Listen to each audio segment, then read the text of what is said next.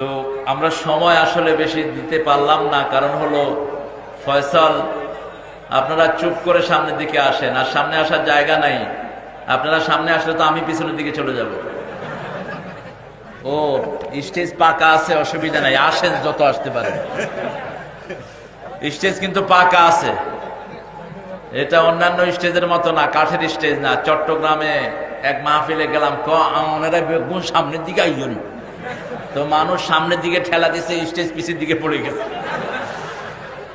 এখানে স্টেজ পাকা আছে, যদ্দূর আসতে পারেন আসেন। এই বেরিয়ার দরকার হলে খুলে দাও। এই যে আপনাদের এই ফয়সাল আজকে অনেক কষ্ট করেছে, শুধু 35,000 টাকার ফুল লাগিয়েছে সে আপনাদের এই মাহফিলে। আলহামদুলিল্লাহ বলবেন না?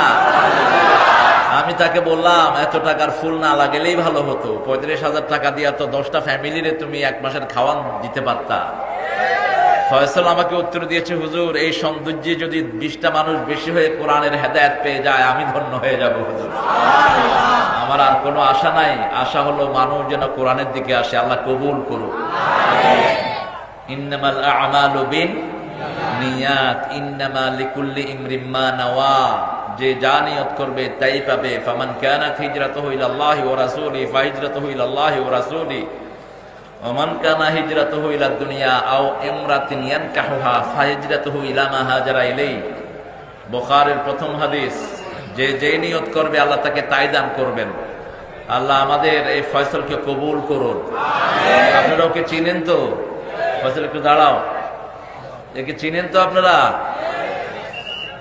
আল্লাহ এই ফয়সালকে কবুল করুক। পাশে শুয়ে আছে ফয়সালের বড় ভাই ভুট্টু, যে আমাকে এই এলাকায় প্রথম নিয়ে এসেছিল 2002 সালে।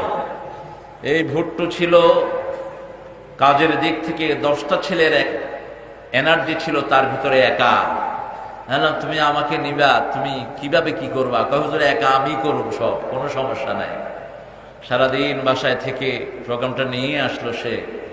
অত্যন্ত উদ্যমী একটা ছেলে ছিল। আল্লাহ তার কবরকে জান্নাতের বাগান বানিয়ে দিক। তার সাথেই তার আব্বা, সম্মানিত আব্বা শুয়ে আছেন আফসার সাহেব, তিনিও একই কবরস্থানে শুয়ে আছেন। আল্লাহ তার কবরকেও জান্নাতের বাগান বানাক।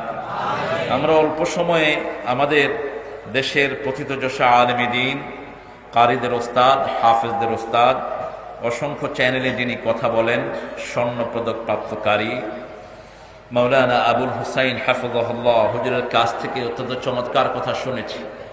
কথার মতো কথা 10 মিনিট বললেই হয়।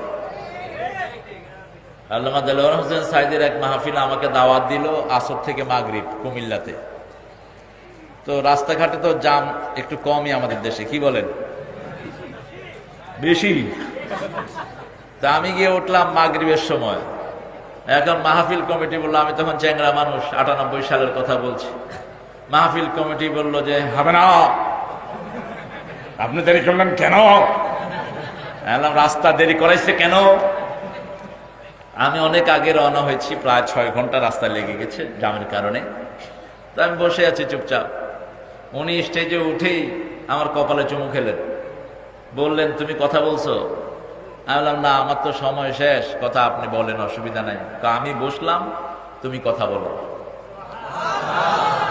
তো যিনি ঘোষক তিনি বললেন যে 10 মিনিট কথা বলবেন, আমি 7 মিনিট বলছি। উনি খুব রাগ করলেন, বললেন যে মিয়া আপনি পণ্ডিত হয়েছেন। আমি বললাম তাকে কথা বলতে, আপনি 10 মিনিট দিলেন কেন? ও এখন 7 মিনিট বলছেন, দেখেন না আপনি? তো 7 মিনিটের কথা এখন 700 প্রোগ্রাম সে এলাকায় করেও ওই কথার আঞ্জামাত দিতে পাচ্ছি না। আমাদের আবুল হোসেন ভাইয়ের বাড়ি নাকি এখানে রহমতপুর। তো রহমত একটু দেরিতে হয়ে গেছে, 7টায় ফয়সাল টাইম